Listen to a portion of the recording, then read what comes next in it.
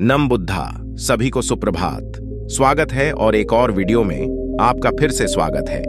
आज के इस वीडियो में हम बौद्ध धर्म में पुण्य के अभ्यास के बारे में चर्चा करने जा रहे हैं। अब बौद्ध धर्म में पुण्य के लिए जो शब्द दिया गया है वह है पुण्य। बुद्ध ने इस पुण्य को कई तरीकों से वर्णित किया है। एक स्थान पर बुद्ध ने बताया कि पुण्य संचय के 3 मुख्य तरीके हैं और जीवन में पुण्य प्राप्ति के 3 मुख्य स्रोत हैं: दान, दाना, उदारता और दान करना, शील, सिला, सदाचारी और नैतिक जीवन जीना, भावना, भावना, ध्यान और मानसिक विकास। इन तीनों को पुण्य संचय के तरीकों के रूप में बताया है।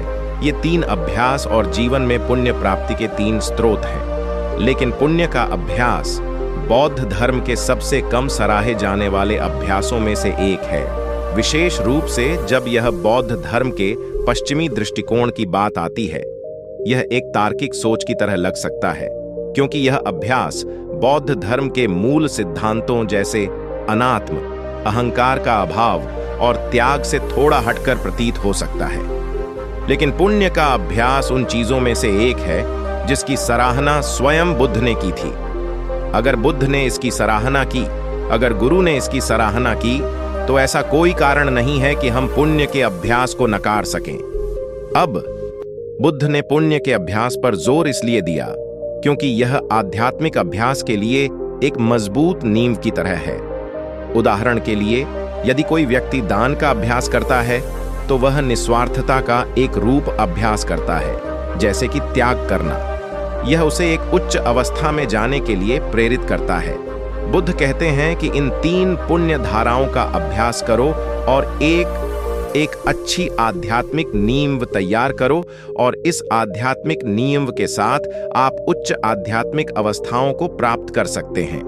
यही कारण है कि बुद्ध ने बौद्ध धर्म में पुण्य के अभ्यास पर जोर दिया। इसलिए यह कहना सही नहीं होगा कि आपको पुण्य का अभ्यास नहीं करना चाहिए। मैंने कई लोगों को देखा है जो पुण्य के अभ्यास को नकारते हैं। वे कहते हैं, हमें पुण्य का अभ्यास नहीं करना चाहिए, हमें इसे छोड़ देना चाहिए और हमेशा निस्वार्थता और अनात्म पर ध्यान केंद्रित करना चाहिए। लेकिन बात यह है कि बिना उस नींव के हम एक अच्छी आध्यात्मिक प्रैक्टिस कैसे बना सकते हैं? हम उच्च आध्यात्मिक अवस्थाओं को कैसे प्राप्त कर सकते हैं? यही कारण है कि बुद्ध कहते हैं कि पुण्य का अभ्यास करो। तो सरल शब्दों में पुण्य क्या है? पुण्य वे कर्म हैं जो हम अच्छे इरादों के साथ करते हैं, जैसे उदारता, करुणा और प्रेम पूर्ण दया। ये कर्म हमारे मन को शुद्ध और सकारात्मक अवस्थाओं की ओर ले जाते हैं। जितना अधिक हम इनका अभ्यास करते हैं, उतना ही हमारा मन शुद्ध और शांतिपूर्ण होता जाता है। इसलिए पुण्य के अभ्यास का मुख्य उद्देश्य यह है कि मन को शुद्ध और सकारात्मक अवस्था में बनाए रखना है। जितना अधिक हम पुण्य का अभ्यास करते हैं, मन उतना ही अधिक शुद्धता और सकारात्मकता की ओर प्रवृत्त होता है। यही कारण है कि हम पुण्य का अभ्यास करते हैं। इसके कई तरीके हैं, जैसे दान देकर आप पुण्य का अभ्यास कर सकते हैं।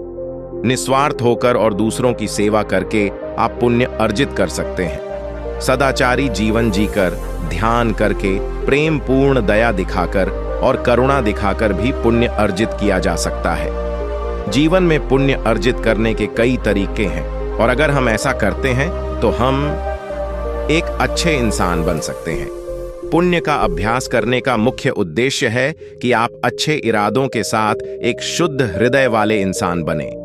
इसलिए बौद्ध अभ्यास में पुण्य का अभ्यास बेहद महत्वपूर्ण है और इसे नकारें नहीं। इसे निरंतर अभ्यास करते रहें, क्योंकि यह आपकी सभी आध्यात्मिक प्रथाओं के लिए एक मजबूत नींव प्रदान करता है। इसलिए इस छोटे से सलाह को अपने मन में रखें, पुण्य का अभ्यास करें और अपने जीवन को सुंदर बनाएं। अब धन्यवाद। और अगर आपको यह वीडियो पसंद आया हो तो इसे लाइक करें, शेयर करें और हमारे चैनल को सब्सक्राइब करें।